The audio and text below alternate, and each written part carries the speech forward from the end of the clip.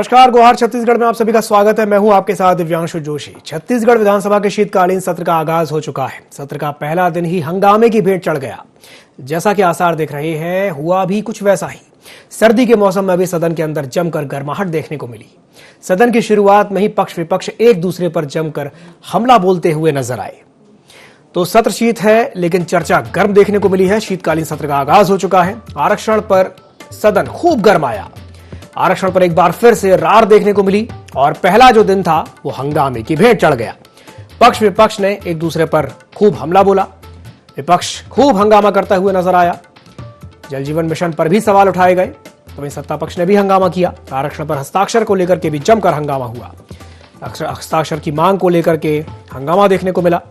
तो वहीं सत्ता पक्ष ने सदन के बाहर भी जमकर नारेबाजी की। प्रदेश के पीएचई मंत्री गुरु रुद्र कुमार आज घिरते हुए नजर आए। विधायक कृष्णमूर्ति बांधी ने जल जीवन मिशन टेंडर मामले में उन पर आरोप लगाए। जल जीवन मिशन में 100 करोड़ रुपए के घोटाले का आरोप लगाया। अपनी ही पार्टी के विधायक के सवाल पर मंत्री मोहम्मद अकबर भी घिरते हुए दिखाई दिए। वॉकआउट और हंगामे के बीच सदन की कार्रवाई को स्थगित करना पड़ा। विपक्ष ने आरक्षण विधेयक को लेकर के सदन में जोरदार हंगामा किया। क्वांटिफाइबल डाटा आयोग की रिपोर्ट को सदन के पटल पर रखे जाने की मांग की। विपक्ष के हंगामे के बीच 2 बार सदन की कार्रवाई को स्थगित करना पड़ा। सत्ता पक्ष ने भी आरक्षण पर हस्ताक्षर की मांग को लेकर के जमकर हंगामा किया।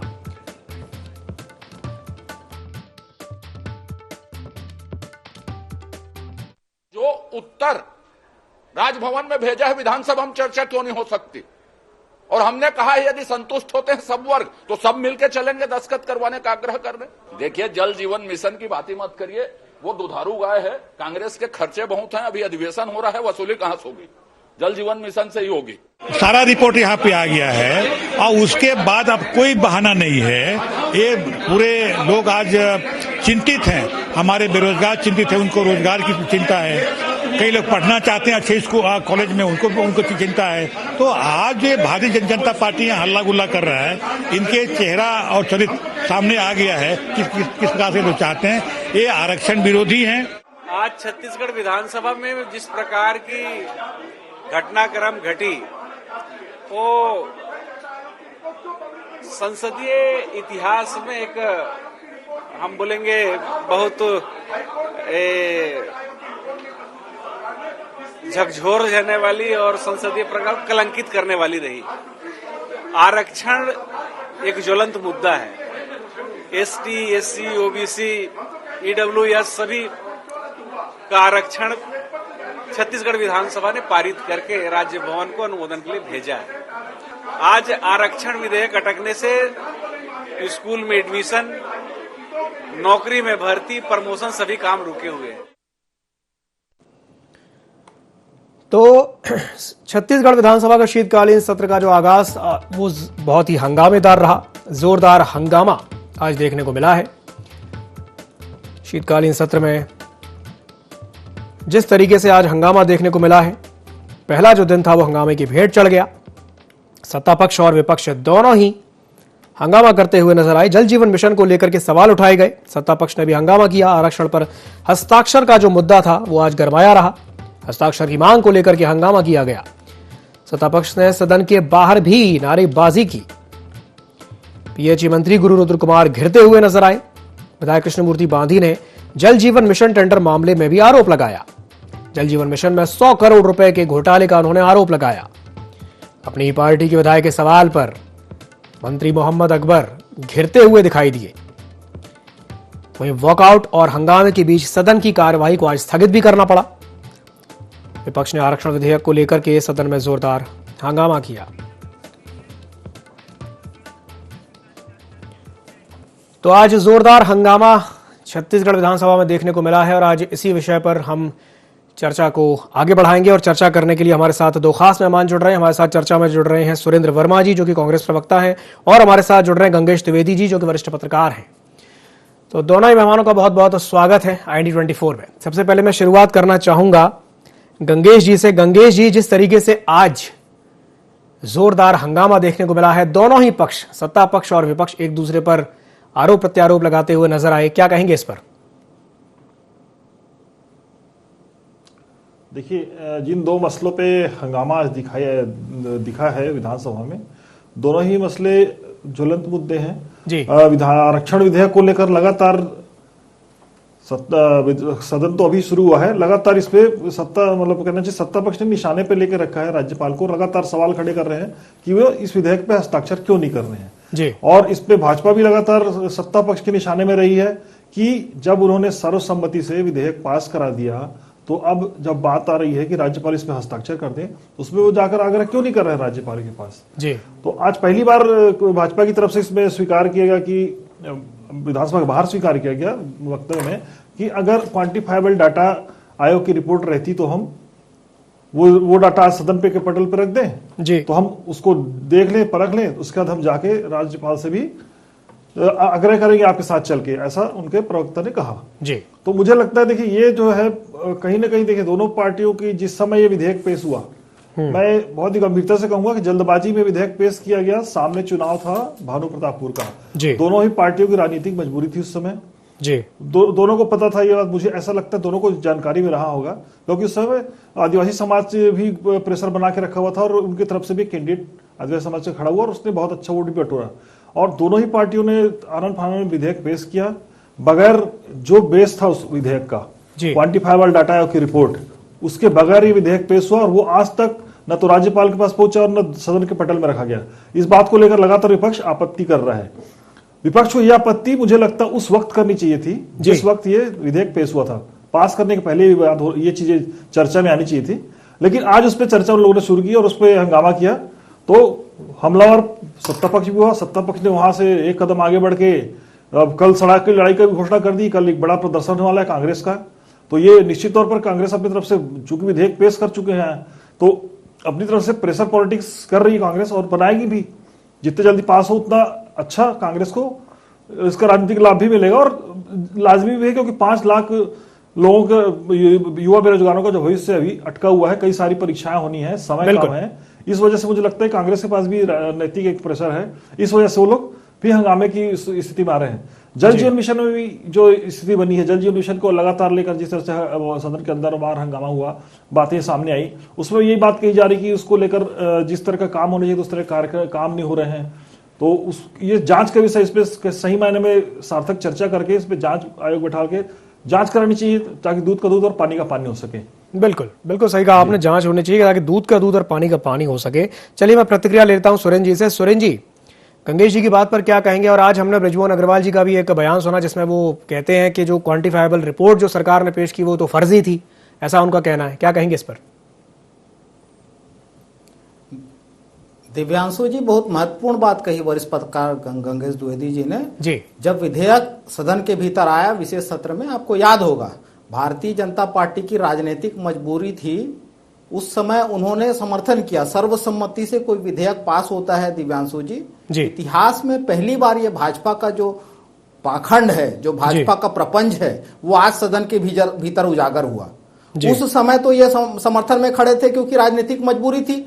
कोई विधेयक पास होने के बाद विधानसभा और राजभवन के बीच का विषय है, विधेयक सर्वसम्मति से पास हो उसके बाद चर्चा की मांग करना, यह भारतीय जनता पार्टी की नौटंकी है।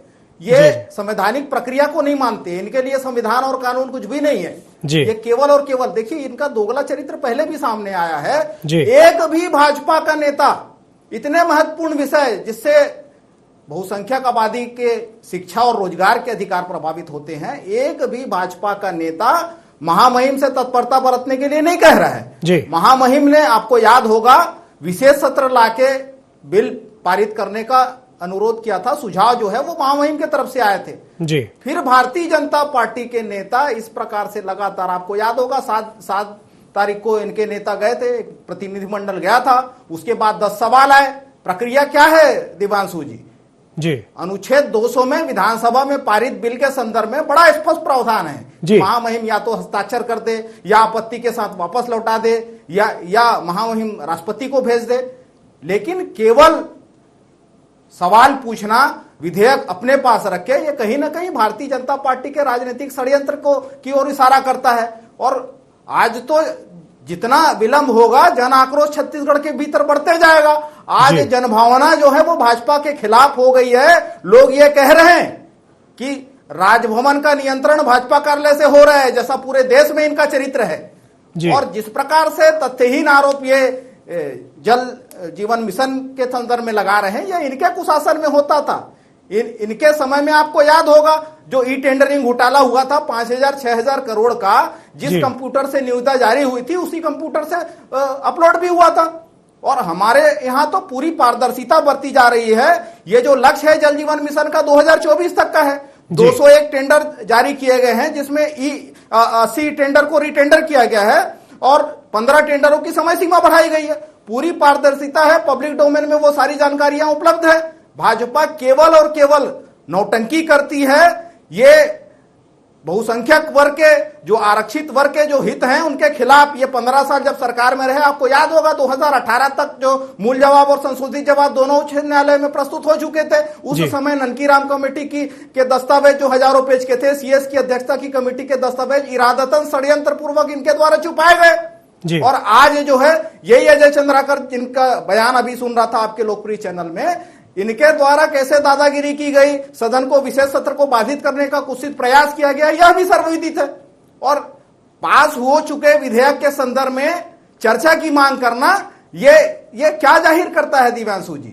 ये इनके मानसिक दिवालियापन को ये उजागर करता है। ये चाहते नहीं कि आरक्षित वर्गों को उनका लाभ मिले। और भूपेश बघेल सरकार पहले दिन से ही सामाजिक न्याय की लड़ाई लड़ रही है। हमारा कमिटमेंट है छत्तीसगढ़ की जनता को उनका हक दिलाना। ठीक है, ठीक है, ठीक है। तो सुरेंद्र जी का कहना यह है कि भाई बीजेपी ये चाहती ही नहीं है कि आदिवासी वर्ग को आरक्षण का लाभ मिले। चलिए, हमारे साथ एक और मेहमान चर्चा में जुड़ रही हैं। हमारे साथ लक्ष्मी वर्मा जी जुड़ रही हैं, जो कि प्रदेश उपाध्यक्ष हैं बीजेपी की। लक्ष्मी जी, बहुत बहुत स्वागत है आपका ND24 में। लक्ष्मी जी, क्या आप मेरी आवाज सुन पा रही हैं? मैं सुन पा रही हूँ, आपकी आवाज सुन पा रही हूँ, मैं आवाज सुन पा रही हूँ। जी लक्ष्मी जी, अभी आपने सुरेंद्र जी की बात सुनी, वो ये कह रहे हैं कि भाई बीजेपी तो चाहती नहीं है कि आदिवासी वर्ग को आरक्षण का लाभ मिले। क्या कहेंगे इस पर? देखिए, भारतीय जनता पार्टी जो है वो हमेशा से आदिवासी आरक्षण के पक्ष में थी। सुरेंद्र जी को मालूम होना चाहिए कि आदिवासी आरक्षण जो है वो भारतीय जनता पार्टी 20% से बढ़ा के 32% किया। और जिस ढंग से अभी कोर्ट में उस आरक्षण को खारिज किया गया, तो कहीं ना कहीं क्वांटिफाइबल डाटा है, उसमें स्पष्ट रूप से उल्लेखित है। उन चीजों को निहित करने के लिए आज तक के कांग्रेस 4 साल से बैठी है। और आज सदन में पास होने के बाद भी, ठीक है, सर्वसम्मति से पास किए, लेकिन उसमें अजय चंद्राकर जी का जो बयान है कि हमने विधानसभा में भी बात रखी है कि क्वांटिफाइबल डाटा आना चाहिए, लेकिन दूसरी बार पारित होने के बाद भी सदन में क्वांटिफाइबल डाटा ना यहाँ पेश किया गया है, ना राज्यपाल के पास भेजा गया है। तो आखिर कांग्रेस की मंशा क्या है? एक तरफ देखें तो देखिए, कोर्ट में जब 58% जो आरक्षण है वो नहीं टिक पाया, तो कहीं ना कहीं जब आरक्षण की बात आती है और आरक्षण हमने जब 76% कर दिया है, तो वहां पे जो चीजें हमको प्रस्तुत करनी है, क्योंकि इंदिरा साहनी जी का भी जो रिपोर्ट है उसमें 50% आरक्षण के बाद अगर कोई आरक्षण हम करते हैं, बढ़ाते हैं किसी परिस्थितिवश, तो उसमें स्पष्ट रूप से सारे चीजों का उल्लेख होना चाहिए। और कहीं ना कहीं अगर हम सारी चीजों को प्रस्तुत करके नहीं देते हैं, तो वो फिर जाके कोर्ट में पेंडिंग होगा। और पेंडिंग करवाने की जो असली कार्यवाही तो कांग्रेस के द्वारा की जाती है।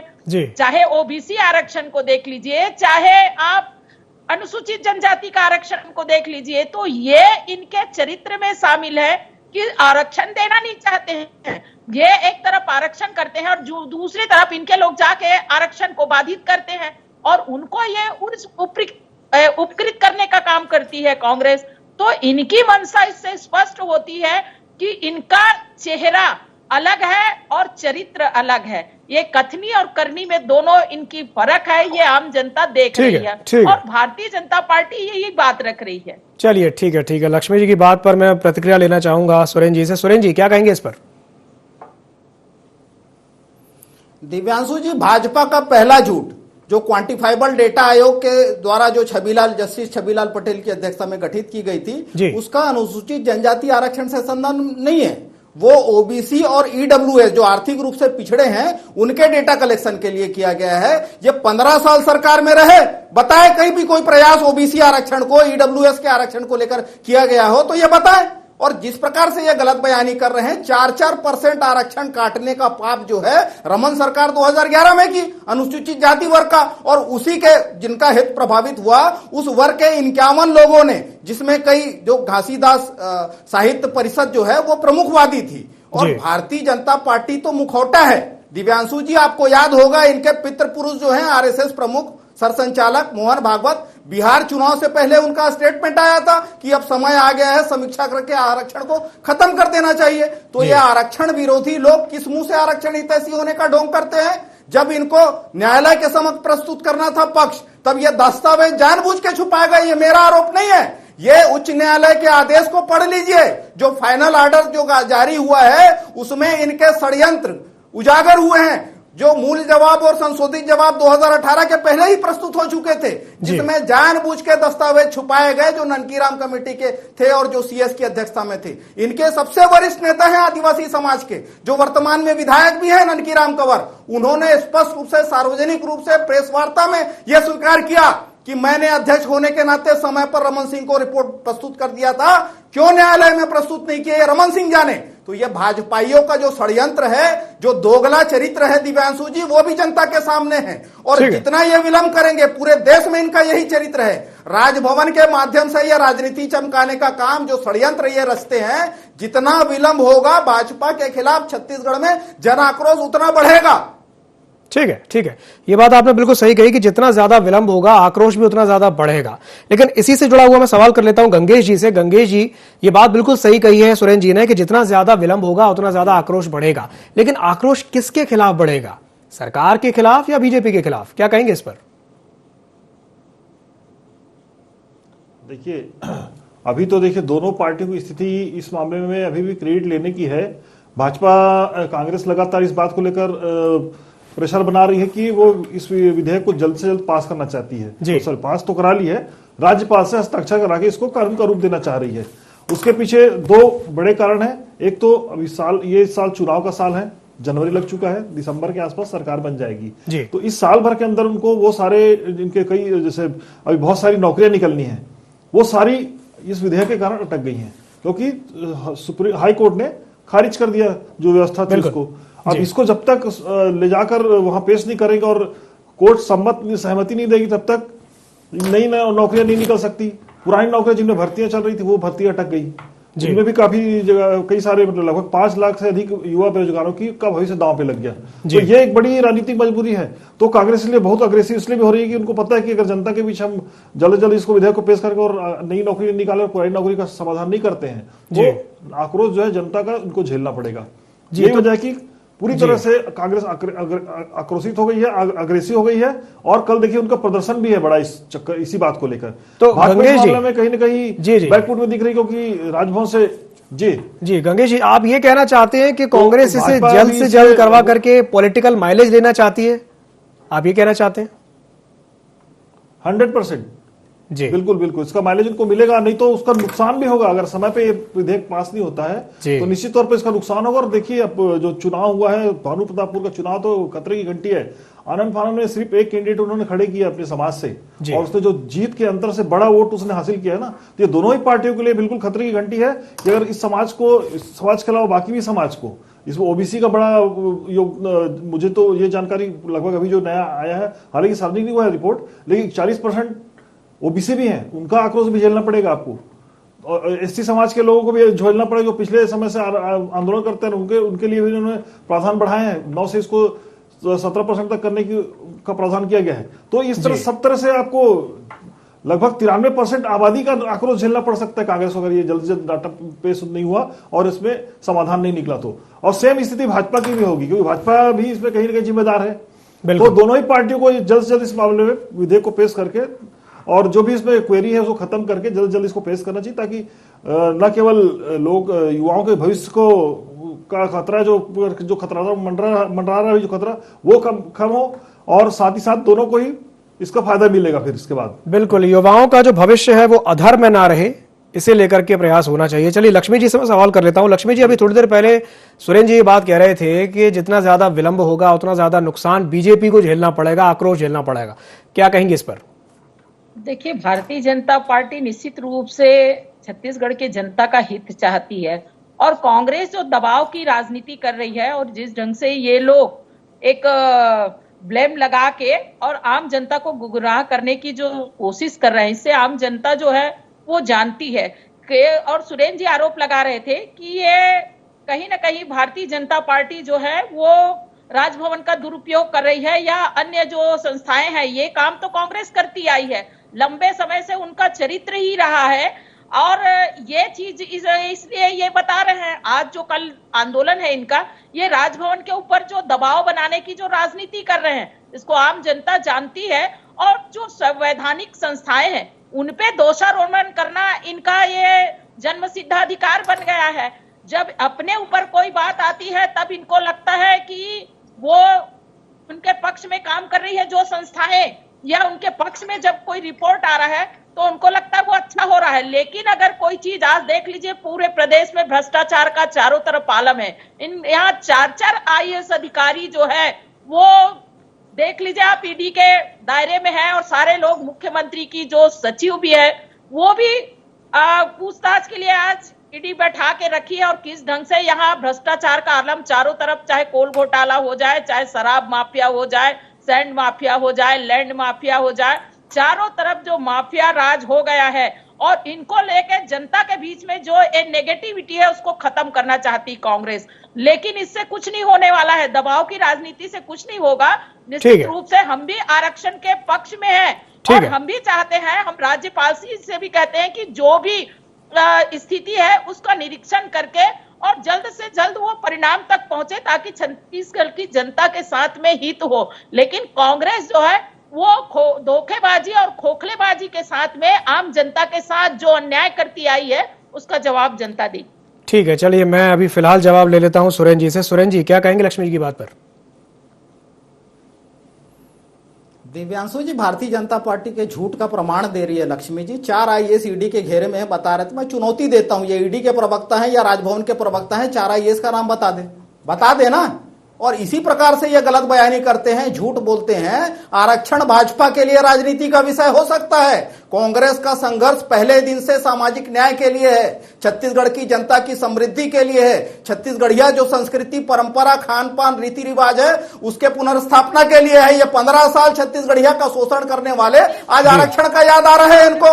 ये बताएं कि नेता प्रतिपक्ष नारायण चंदेल जी झूठ बोल रहे हैं कि अजय चंद्राकर झूठ बोल रहे हैं? दर्जा देने जो विधानसभा में विशेष सत्र में, सुन लीजिए, विशेष सत्र में जो बिल लाया गया था नवीन आरक्षण विधेयक, उसको सर्वसम्मति से पारित किया गया।